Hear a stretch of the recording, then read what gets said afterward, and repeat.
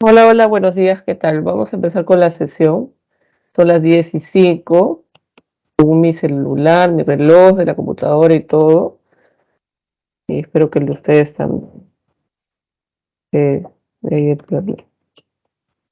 a ver, esta semana es la semana 9 y vamos a ver epistemología. ¿Se me escucha? ¿Se me escucha bien? A los alumnos, a las alumnas, Sí, ¿se me profesora. escucha? Ya, genial, gracias. Entonces voy a compartir mi pantalla. Uy, perdón, un momento. No sé. Ujú. Perdón, no sé qué le he puesto para compartir, pero no me deja. A ver, un momento. Ay, no me deja compartir, qué raro. Ahora sí, ya. Ahora sí, ¿pueden ver mi pantalla?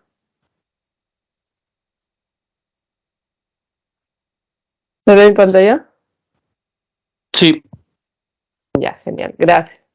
Bien, entonces vamos a empezar con la sesión de ahora. Epistemología. ¿Se acuerdan qué es epistemología?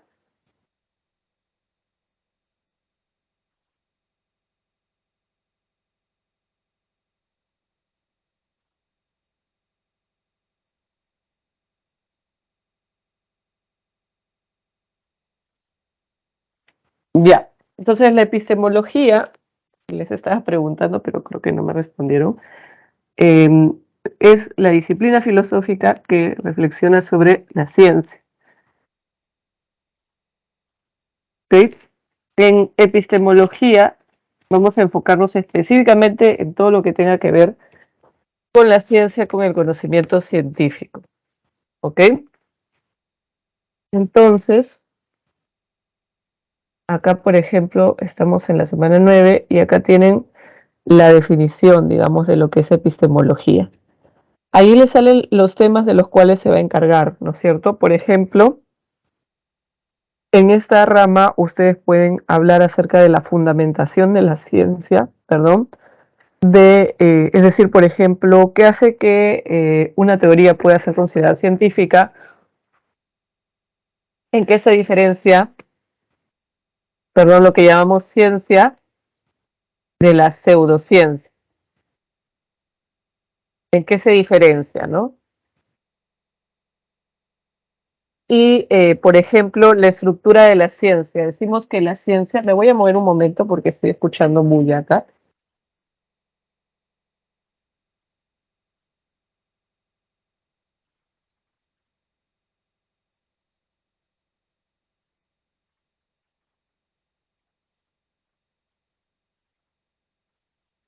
Perdón, se había silenciado. Les estaba comentando acerca de la estructura de la ciencia, que la estructura de la ciencia o el conocimiento científico está compuesto de leyes y teorías, ¿no? Por ejemplo, hay una diapositiva o la mania donde vamos a ver la diferencia entre ciencia y pseudociencia, o mejor dicho, perdón, entre leyes y teorías. El método científico, por ejemplo, hay un autor que se llama Feyerabend, el cual problematiza el uso del método científico. Feyerabend dice que en realidad el método de las ciencias no es objetivo o universal, o en todo caso pretende serlo, pero los que se dedican a la ciencia no necesariamente respetan este método científico. ¿Ok? Y sobre las condiciones de validez del conocimiento científico, por ejemplo, el Círculo de Viena y Popper debatían acerca de qué demarca lo que se puede considerar como ciencia y qué cosa no. Por ejemplo, el Círculo de Viena habla de la verificación, mientras que Popper hablaba de la falsación, ¿no? Es decir, de forma distinta entendían la forma en la cual se valida el conocimiento. Ahora, no necesariamente una persona que se dedica a la epistemología tiene que estudiar una carrera o algo con respecto a las ciencias. Y también, ¿no es cierto? El hecho, en todo caso, más bien, si es que uno se va a dedicar a la ciencia, sí tendría que estudiar una carrera científica. Por ejemplo, No sé, a ver, pensemos en una persona que se dedica a la física, a la biología. Va a estudiar una carrera científica para poder hacerlo. Pero un epistemólogo o una epistemóloga no necesariamente estudia una carrera científica, pero sí va a tratar de tener ciertas nociones con respecto a lo que es la epistemología, ¿no? A lo que es la ciencia en todo caso. Es decir, dedicarse a la epistemología es, eh, es una cuestión filosófica y dedicarse a la ciencia, a la investigación científica es una actividad que puede realizar cualquier persona que no necesariamente sea científica, ¿no? O mejor dicho, que sea científica, dedicarse a la ciencia. ¿Ok? Ahora, voy a pasar a la siguiente diapositiva. Cuando hablamos de ciencia, entonces estamos hablando de un conjunto de conocimientos que está ordenado sistemáticamente, eh, que nos habla acerca del universo, ¿no es cierto? ¿Qué quiere decir la ciencia? Un conjunto entonces de conocimientos ordenados acerca del universo.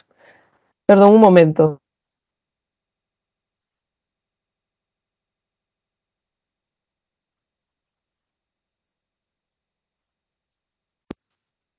Perdón. Y entonces cuando hablamos de la ciencia y de este conocimiento, eh, se dice que este conocimiento es resultado de la aplicación del método científico. Entonces, a ver, normalmente se entiende la ciencia como conocimiento, como actividad o como comunidad. Por ejemplo, yo digo la ciencia como conocimiento, esa es la definición que figura acá, un conjunto de conocimientos que se organiza, se ordena sistemáticamente y que permite dar cuenta de aspectos del universo, ¿no? Cada rama de la ciencia se enfoca en un aspecto de este universo. Y entendiendo la ciencia como actividad, nos referimos a que la ciencia es un proceso que se lleva a cabo, es una investigación. Por ejemplo, piensen ustedes en cuando se trata de investigar un virus o una enfermedad, ¿no? Cómo los que se dedican a la ciencia tratan de investigar, atendiendo de repente, puede ser en un laboratorio, puede ser a través de diferentes, de otra metodología, ¿no? Pero es una actividad que se está llevando a cabo, es un proceso, una investigación, ¿no? Y la ciencia como comunidad, por ejemplo, piensen ustedes en el MIT, o la NASA, ¿no? Acá en el Perú tenemos institutos también de profesionales, por ejemplo, los que se dedican a la meteorología, ¿no es cierto? Y se agrupan de repente de acuerdo a su especialidad para investigar con respecto a algo. La importancia del método científico es justamente que es ese proceso por el cual vamos a poder obtener un conocimiento que va a estar adecuadamente validado, se supone, ¿no? Digo validado porque, como digo, hay filósofos como Feyerabend que problematizan esto. Ahora, sobre las características del conocimiento científico, acá nos dice objetivo. Recuerden que objetivo quiere decir una descripción del objeto tal cual. Por ejemplo, yo quiero hablar de algo como el ser humano. Si yo describo al ser humano tal cual es, lo que yo voy a hacer es de repente solamente brindar sus características de forma objetiva, ¿no? En cambio, cuando nosotros este, cuando nosotros somos hacemos una descripción y hay subjetividad de por medio, o sea, estamos siendo subjetivos, vamos a brindar nuestro punto de vista, lo que nosotros pensamos con respecto a ello. ¿Ok? Subjetividad es opuesto a objetividad. ¿Ok? La subjetividad es cuando, por ejemplo, nos dejamos llevar por nuestros sentimientos, lo que pensamos, ¿no? Una persona,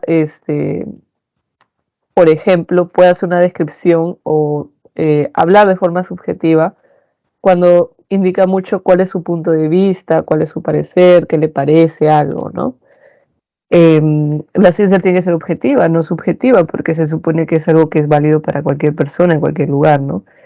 El conocimiento eh, científico es metódico porque, como dice acá, se sigue una serie de reglas, pasos para poder lograr una meta, ¿no? Para poder lograr demostrar algo, para poder investigar, ¿no?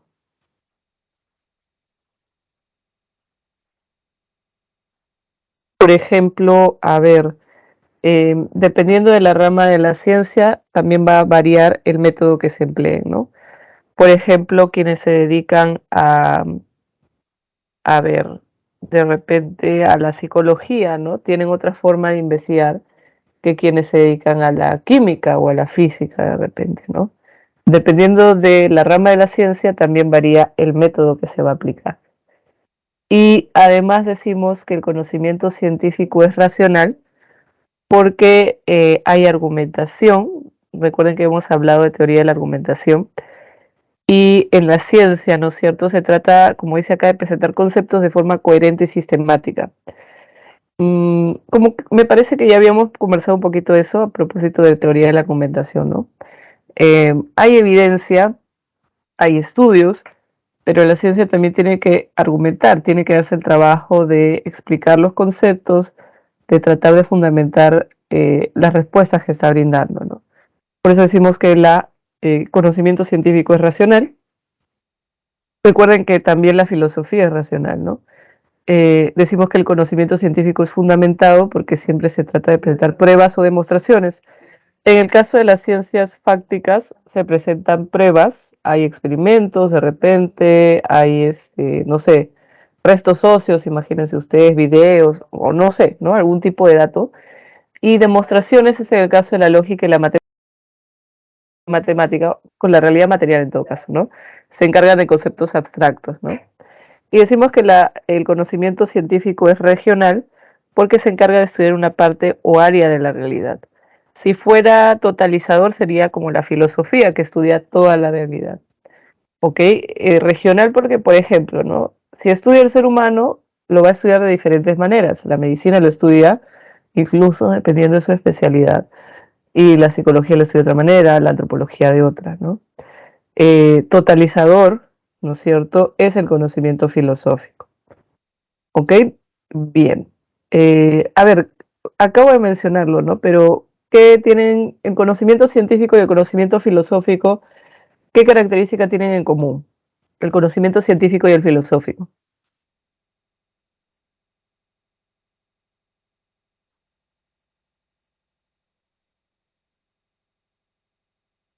Racional, Miss. Así es, muy bien. Y en todo caso, otras dos características que nos salen ahí es falible y perfectible. Falible es que la ciencia podría fallar, que puede haber un margen de error, haber casos en los cuales no se aplique de repente. Y perfectible quiere decir que pese a que puede fallar, se puede igual trabajar en esa teoría, en ese conocimiento y mejorarlo, ¿no? La ciencia entonces es falible y perfectible. Otra característica que puede compartir de repente con la filosofía es que emplea un método, solamente que el método de la ciencia es distinto, ¿no? En filosofía no aplicamos el mismo método, es otra forma de, cada autor puede diseñar su propia metodología. ¿Ok? Bien. Hasta ahí, chicos, chicas, ¿está todo claro? ¿Todo claro? Sí, Miss, todo claro. Todo claro, Miss.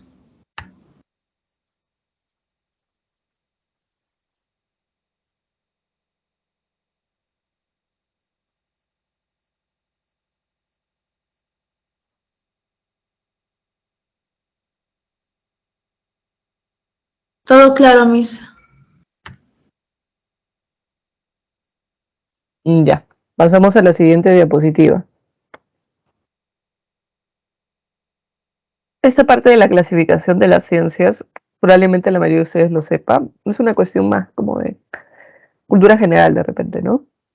Hay dos formas clásicas de clasificar a la ciencia. Una es por su objeto de estudio, ¿ok? Es decir, qué cosa estudia, y otra cosa es por su función, qué función cumple, ¿no es cierto? Por su objeto de estudio decimos ciencias formales y fácticas.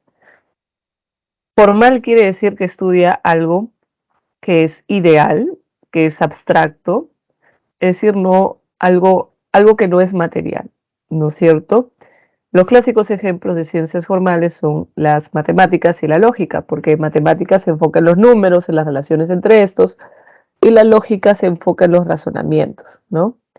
Las, las ciencias formales lo que hacen es demostrar la respuesta a partir de algún axioma, la aplicación de un teorema de repente. En el caso de la lógica tenemos las famosas, por ejemplo, tautologías notables, o si tú quieres hablar de que un razonamiento es válido, lo que hacemos es recurrir de repente a estrategias, ¿no? Las tablas de verdad tienen el método abreviado, el método de deducción natural, ¿no?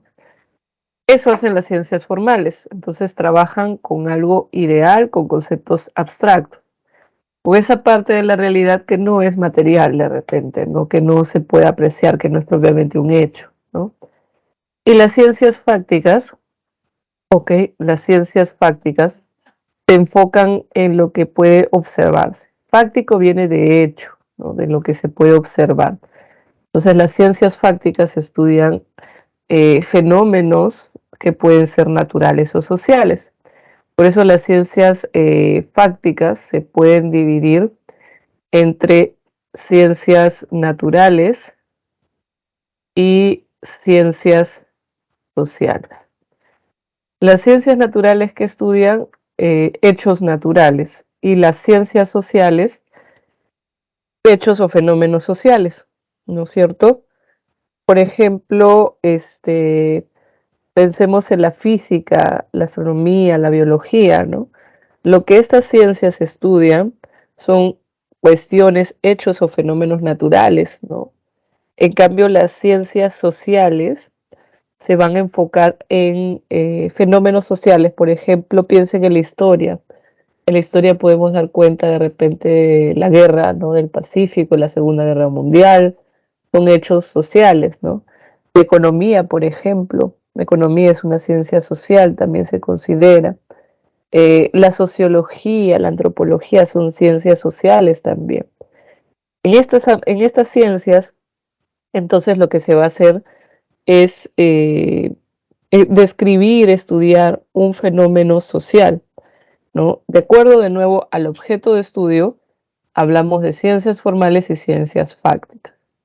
Ese es el primer criterio. El segundo criterio es de acuerdo a su función. Para estudiar el segundo criterio vamos a avanzar para ver las 4 funciones que cumple la ciencia. Para que se acuerden siempre de las 4 funciones, que venga a su mente la palabra, perdón, lo estoy intentando, DEPA, palabra DEPA. A ver, un momento. Vamos a pasar a la siguiente diapositiva y explicamos eso.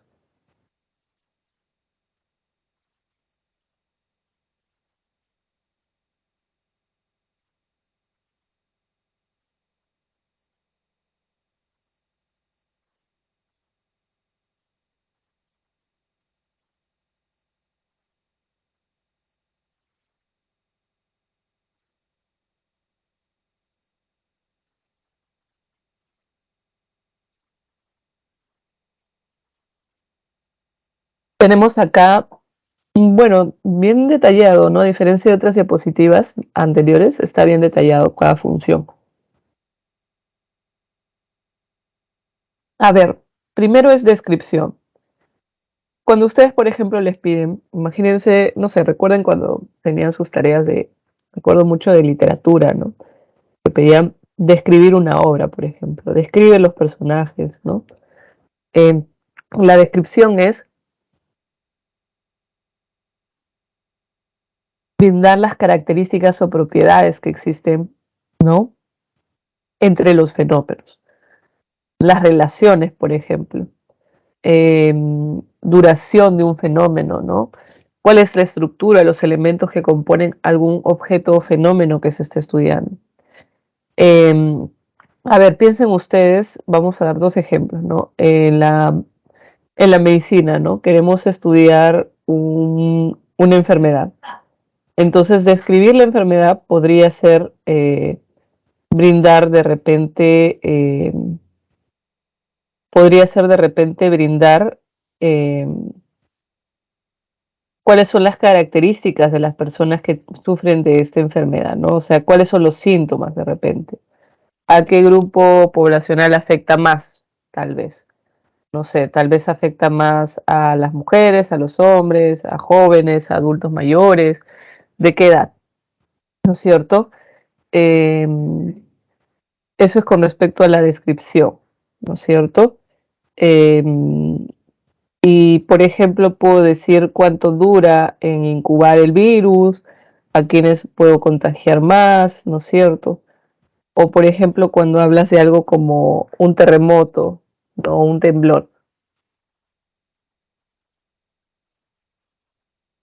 Por ejemplo, cuando nosotros decimos dónde ha sido el epicentro, eh, a quiénes principalmente ha perjudicado, a qué zonas, si han habido daños materiales, pérdidas humanas, eso es describir, ¿no? Acá también, por ejemplo, habla de la estructura del objeto. Piensen ustedes, a ver, en la Guerra del Pacífico, ¿no? Yo puedo decir qué países estaban involucrados, cuánto duró, cuáles eran los elementos, ¿no? De repente, qué tipo de armas usaron, durante, en qué provincias, en qué ciudades se enfrentaron más, ¿no? Eso es la descripción. En cambio, la explicación, explicar, tiene que ver con la pregunta ¿por qué? Cuando alguien nos pide una explicación, nos está preguntando básicamente ¿por qué? Como dice ahí, cuando vamos a explicar, vamos a brindar los porqués, ¿no es cierto? Las causas. Y otra palabra clave ahí sería los factores, ¿no? La explicación es que yo te diga a qué se debe que se haya producido este fenómeno, ¿no? ¿Quién ha sido o cuál es la persona que ha generado de repente, o bueno, no necesariamente la persona, ¿no? Sino qué ha generado que se produzca este fenómeno. Por ejemplo, piensen ustedes en, a ver, de repente, bueno, en la causa de una enfermedad, ¿no? Por ejemplo, alguien tal vez ha desarrollado alguna enfermedad, ¿no? Tiene fiebre, algún tipo de malestar y decimos, ah, tal vez puede ser una infección. Y tenemos que averiguar qué tipo de infección, ¿no? La explicación es que yo te diga por qué se enfermó esta persona, ¿no? O incluso podría tratar de explicar a qué se debe que se produzca esta infección, ¿no? Cuando hablamos de un sismo, un terremoto, ¿a qué se debió el sismo o el terremoto? Por ejemplo, cuando en algún momento hubo una erupción volcánica submarina, me parece que eso produjo lo de que se derramara petróleo, dicen que supuestamente eh, eso generó como una especie de temblor, ¿no?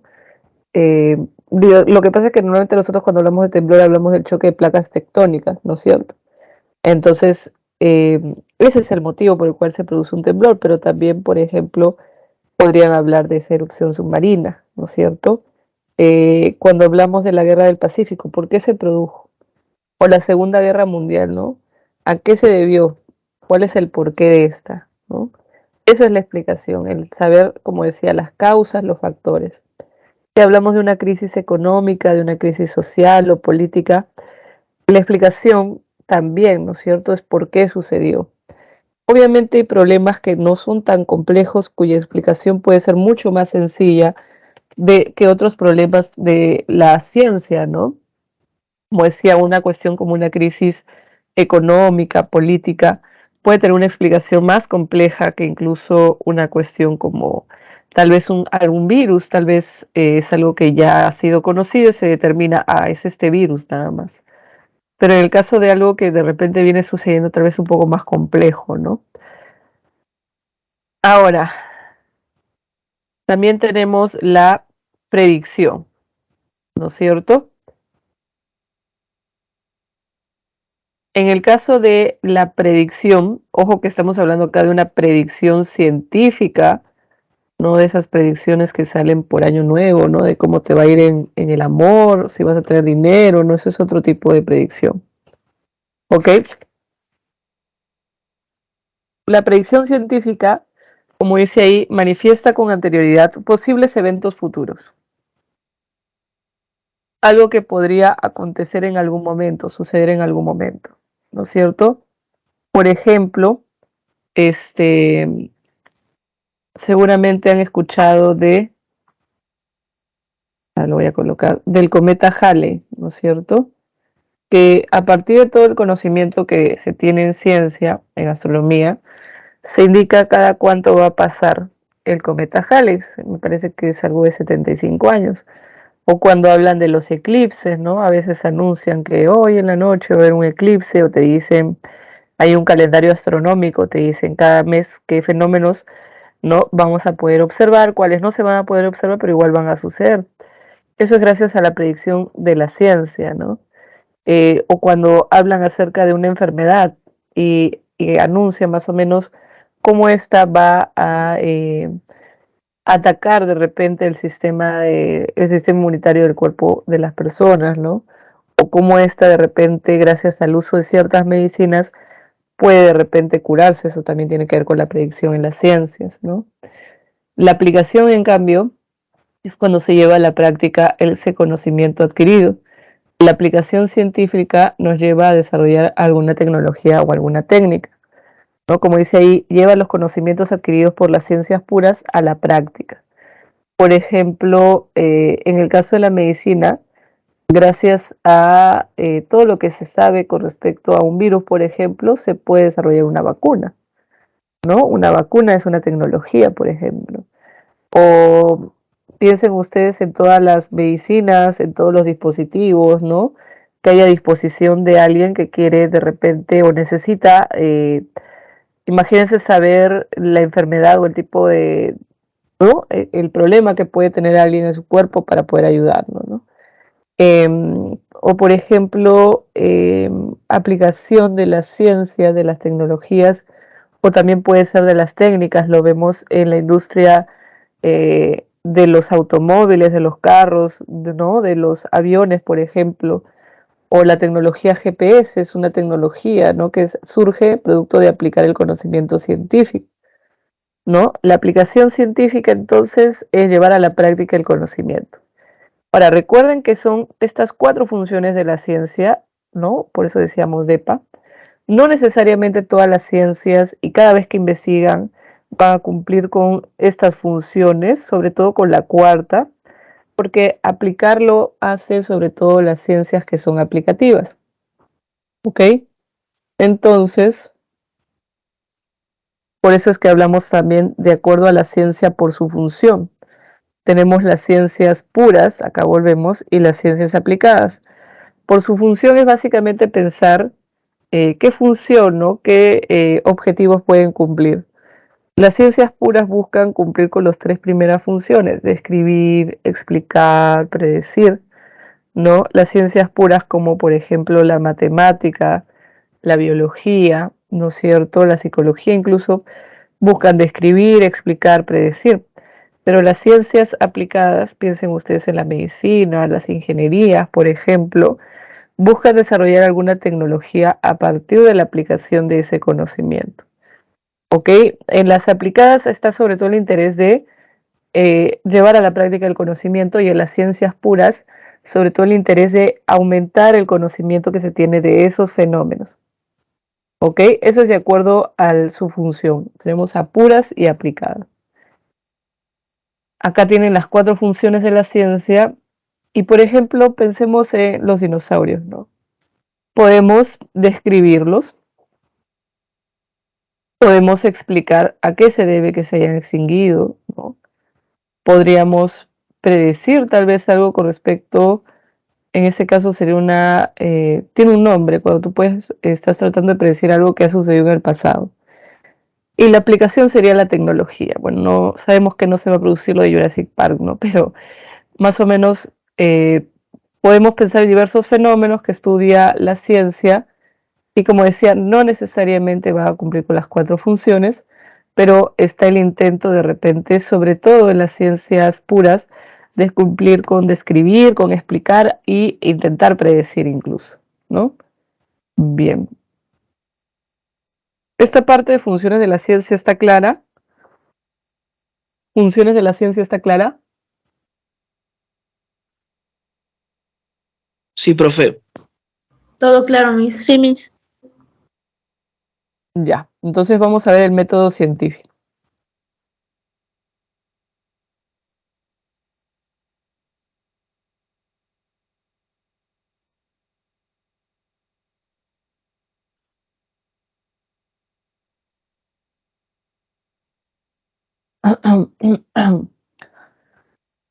A ver, con respecto al método científico, se supone que todas las personas que se dedican a la ciencia, por ejemplo, Einstein o Marie Curie, ¿no es cierto?, aplican el método científico cuando investigan. Como les comenté en la primera parte, no todos emplean el mismo método científico porque todo tiene que ver con el objeto de estudio, ¿no? ¿Qué es lo que se está intentando estudiar? Y incluso este método científico, tal y como lo han colocado,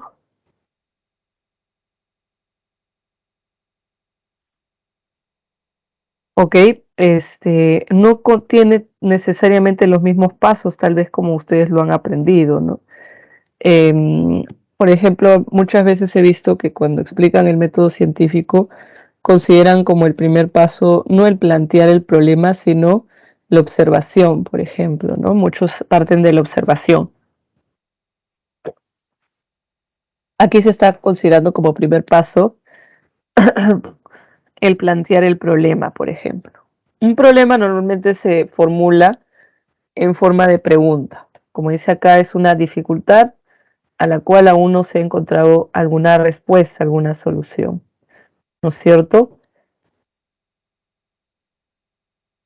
El problema de investigación surge cuando, por ejemplo, se observa algún problema, o sea, algo que de repente todavía no se ha podido explicar, o tal vez se explica, la ciencia tal vez explica parte de ese fenómeno, pero nosotros consideramos que todavía sigue siendo un problema de investigación y queremos tal vez entender de mejor forma, ¿no? O explicar mejor el por qué se produce este fenómeno.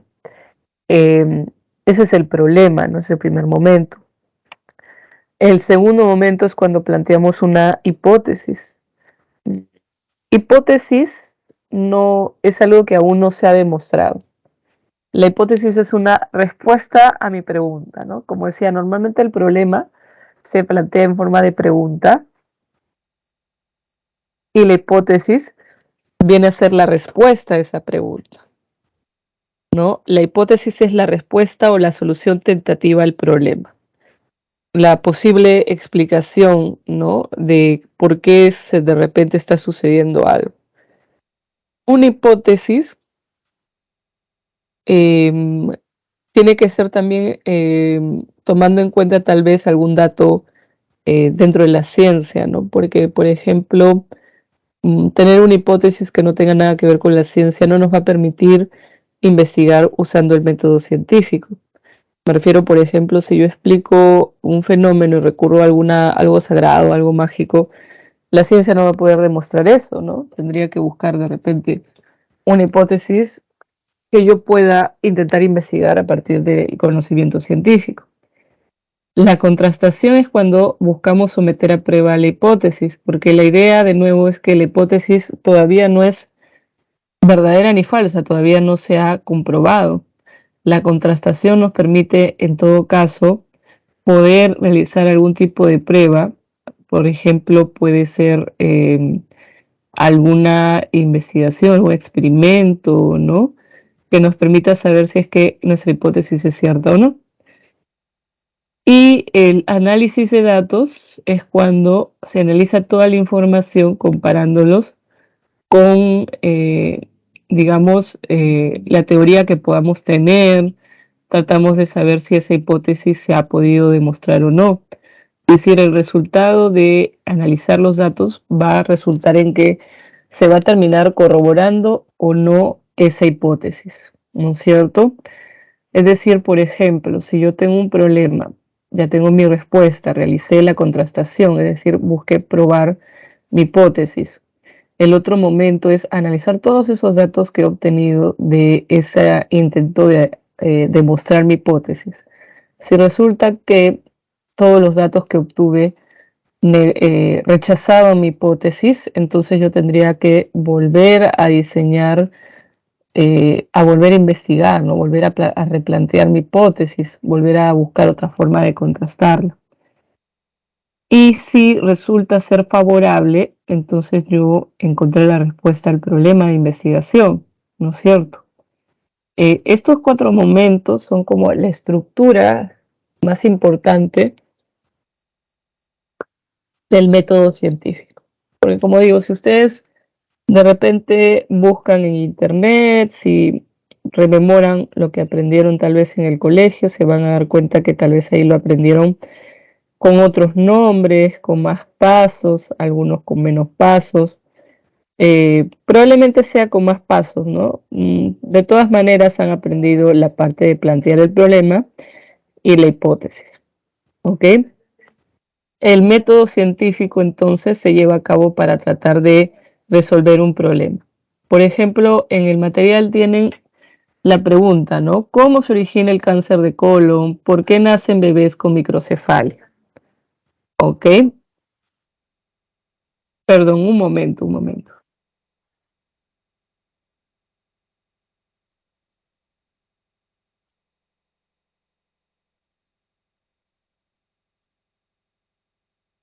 Ya, perdón, sino que hablan muy fuerte.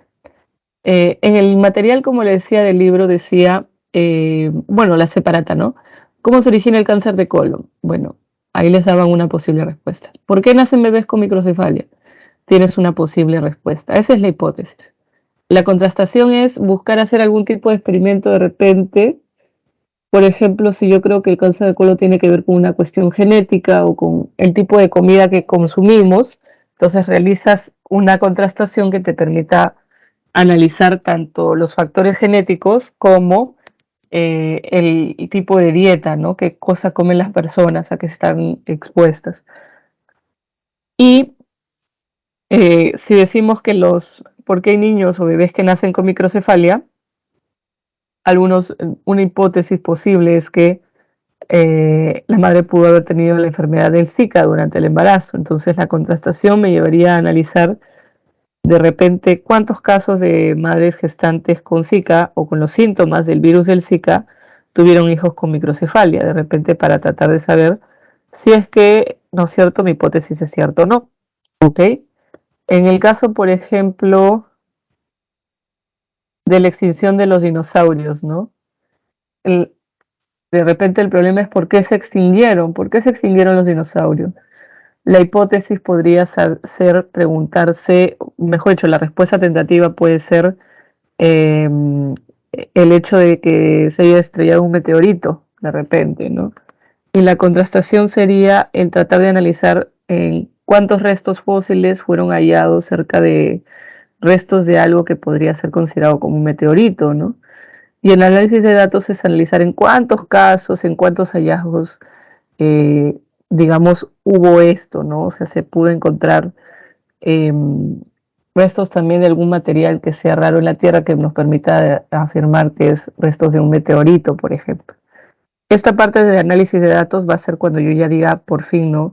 Mi hipótesis es cierta o no es cierta. ¿Ok? Bien. Ahora, si se dan cuenta, este método no es el que emplean, por ejemplo, la lógica y la matemática.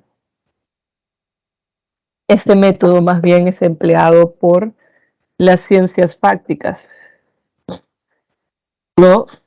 Claro que como decía, no es que todas tengan las mismas estrategias para contrastar, porque no es lo mismo dedicarse a la sociología o a la antropología que a la medicina o a la ingeniería, ¿no es cierto?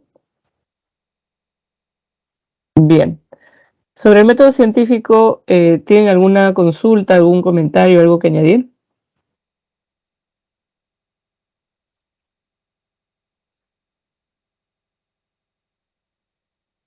Todo claro, Miss.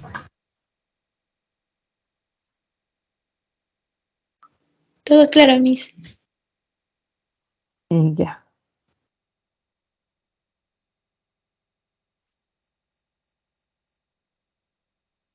Bien. ¿Alguien más creo que quería intervenir por ahí?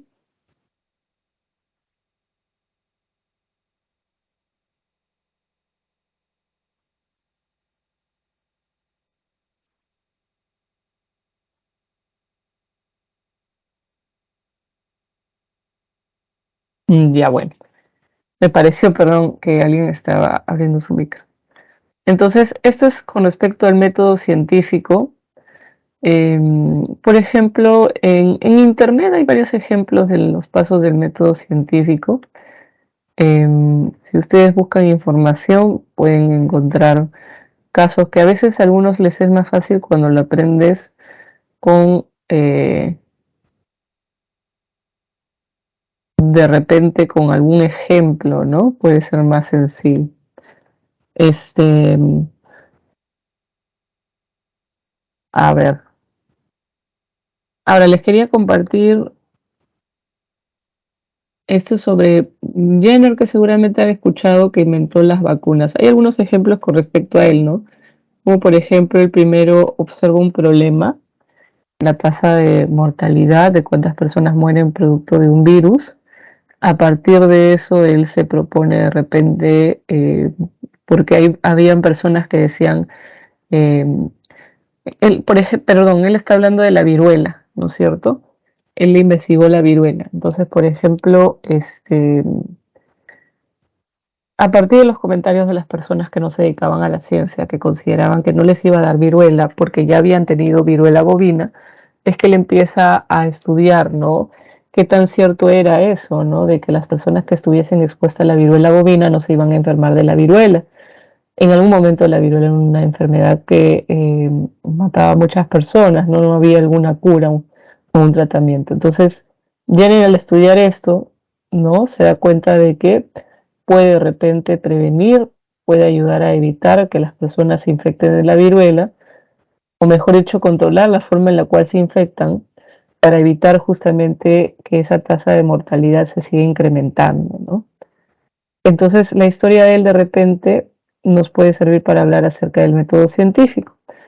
En realidad uno puede tomar un problema de investigación y darse cuenta de cuáles son los pasos. Un problema como tratar de entender las causas de un conflicto, eh, por ejemplo, el conflicto entre Rusia y Ucrania, ¿no? Me acuerdo que cuando recién empezó a suceder esto, habían especialistas que hablaban, no, no se puede llamar guerra, es un conflicto. Incluso el término que les damos, ¿no? Como para los que son especialistas, los que se a investigar esto, puede ser muy importante, tal vez nosotros no nos damos cuenta. Entonces ellos pueden tener una hipótesis, pueden intentar contrastar, pero hay que tener en cuenta que si tú estás estudiando fenómenos sociales, tu forma de contrastar va a ser muy distinta a alguien que, por ejemplo, como Jenner, estaba estudiando la viruela, ¿no? Es otra forma de contrastar porque todo depende de qué es, de cuál sea el problema que se está tratando de investigar y cuál sea la hipótesis que yo pueda tener, ¿ok? Obviamente siempre para poder investigar hay que delimitar bien cuál es el problema que se quiere estudiar. Si nuestro problema es muy amplio, probablemente no lo va a resolver la ciencia, sino va a ser algo que vamos a investigar desde la filosofía, ¿no? Eso hay que tenerlo en cuenta. Por acá Robles alza la mano. A ver, dime Robles. ¿Qué tal, profesora? Tengo una consulta. En el cuarto paso del método científico en la separata, dice, los datos obtenidos se comparan con la teoría.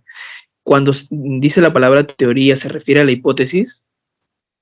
Yo ahí lo estaba tomando con la teoría de repente en la cual se apoya para demostrar la hipótesis, porque a menos que, porque la hipótesis no es igual a la teoría, pues no, la hipótesis es algo que no se ha confirmado y la teoría es algo que ya se ha confirmado. Por eso ahí yo lo estaba tomando como de repente dentro del marco de una teoría se plantea la hipótesis y se está dando la respuesta. En todo caso, podría ser más bien comparar los datos obtenidos con la hipótesis, ¿no? Ahí sí podría ser dejarlos tal cual, pero si lo entiendes como teoría, de repente la hipótesis que se ha propuesto es en el marco de alguna teoría dentro de esa disciplina, ¿no? Y ahí sí se puede comparar dentro de toda esa teoría, pero podría ser así o simplemente reemplazar la palabra teoría por hipótesis, que en realidad no es lo mismo, como digo, ahí sería como un error en realidad. Ya, gracias, profe. Ya. Ahora, el último punto del material, acá lo vamos a compartir, perdón, es la diferencia entre ley y teoría.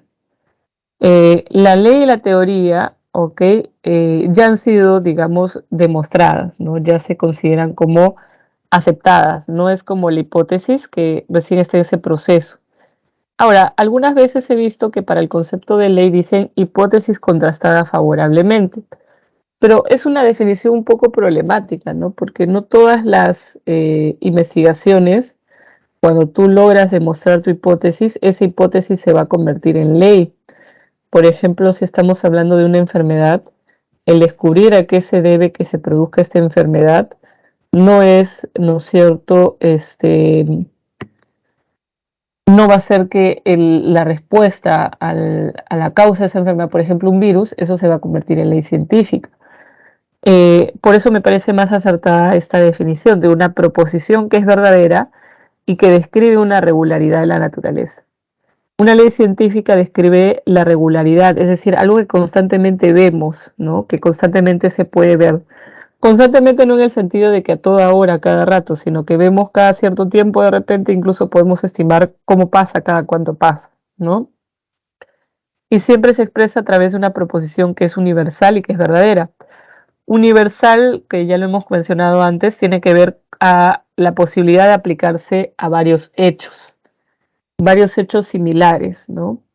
Las leyes científicas, por ejemplo, acá en el material les han colocado la ley de la gravedad, la ley del uso y el desuso. Piensen ustedes, por ejemplo, no sé si han escuchado de Mendel. Mendel tiene hay leyes de Mendel. Mendel es un científico que estudiaba, por ejemplo, cómo se pasaban ciertas características de una generación a otra. No en seres humanos, me parece que él estudió en plantas, si no me equivoco, en flores, ¿no? Las leyes de Mendel, por ejemplo, también tratan de explicar una regularidad, cómo se produce estas, digamos, de la combinación de ciertas características, cuáles pueden pasar de una generación y cuáles van a pasar a la otra y así, ¿no? Eso es una ley científica, te dice cada cuándo sucede, cómo sucede y como decía, da cuenta de una regularidad, de algo que vamos a ver más de una vez constantemente en la naturaleza. Y la teoría científica, ven ustedes que no dice en singular una proposición verdadera, sino dice proposiciones generales. Una teoría científica se construye tomando en cuenta de repente más de una ley científica, tomando en cuenta la evidencia.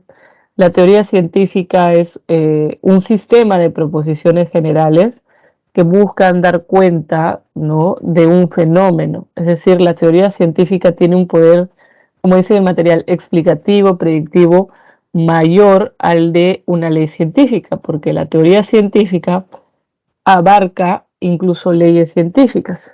Por ejemplo, la teoría de la relatividad, la teoría de la evolución, la teoría del Big Bang, ¿no es cierto?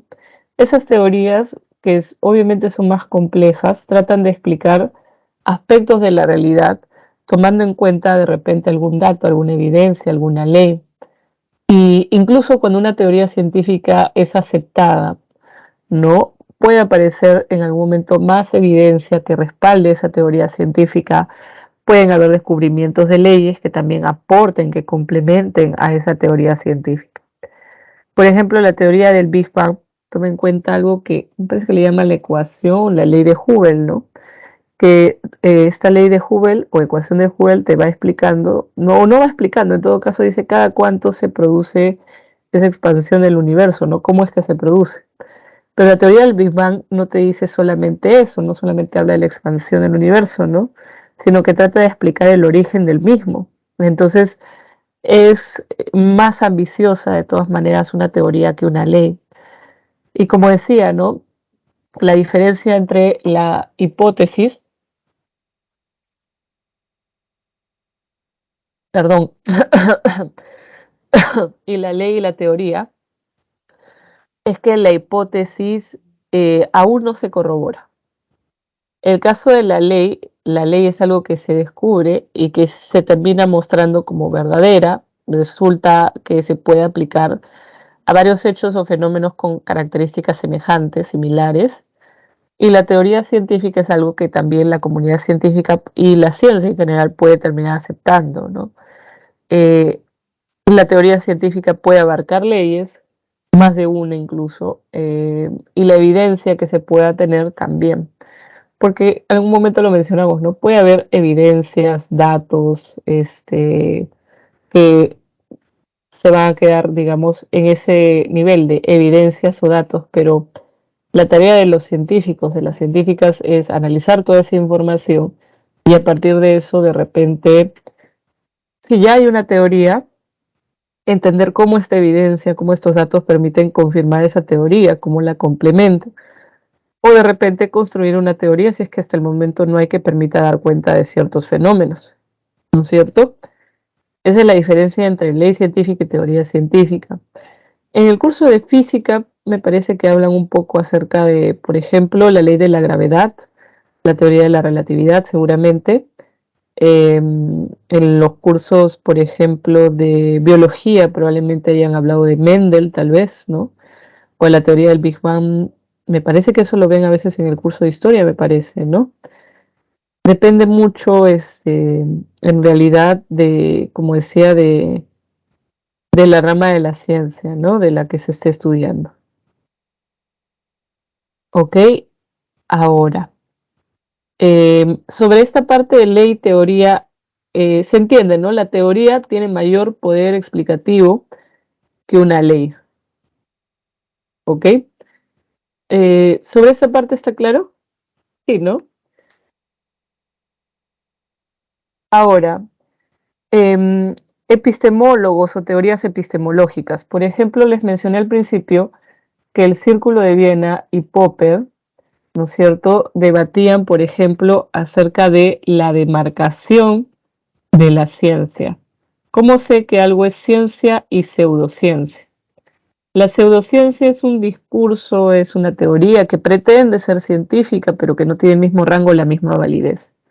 Por ejemplo, los miembros del Círculo de Viena, todos ellos eran científicos, eran físicos, matemáticos, pero en el momento que empiezan a hablar de cuál es el criterio para saber qué es ciencia y qué no lo es, están haciendo epistemología. Los del Círculo de Viena consideraban que la ciencia se verifica y la pseudociencia no.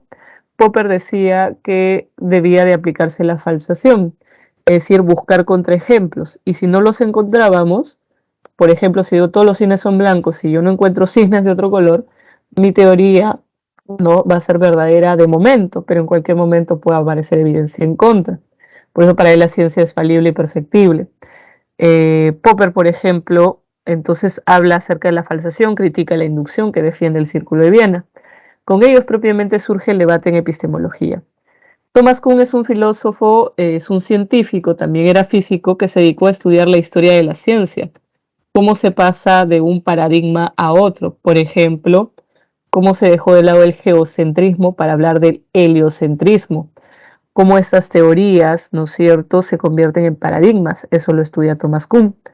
Y Feyerabend, me parece que lo he mencionado un par de veces en esta sesión, estudia el método científico, ¿no? Él decía que cualquier método científico debe ser igualmente, digamos, respaldado y usado por los que se dedican a la ciencia y que cualquier forma de conocimiento debería ser considerada válida porque Feyerabend dice que la ciencia no es la única forma de conocimiento de la realidad y que deberíamos de promover todos los tipos de saberes. Por eso Feyerabend es un anarquista epistemológico, por ejemplo. Ahí tienen algunos autores, hay otras autoras, por ejemplo, Evelyn Fox Keller, Dora Haraway, por ejemplo, ¿no? Son autoras que también son más contemporáneas, ¿ya? Acá les dejo las claves y hasta ahí sería la sesión de ahora, porque si no se nos va el tiempo. ¿Ok? Los ejercicios, hay un par de preguntas que son un poquito más tramposas que otras, como se dicen. Les sugiero siempre que lean con atención y se van a dar cuenta de cuáles son las claves. ¿Ok? Bien. Ok, chicos, chicas, entonces nos vemos el próximo lunes. Chao, gracias, cuídense. Nos vemos.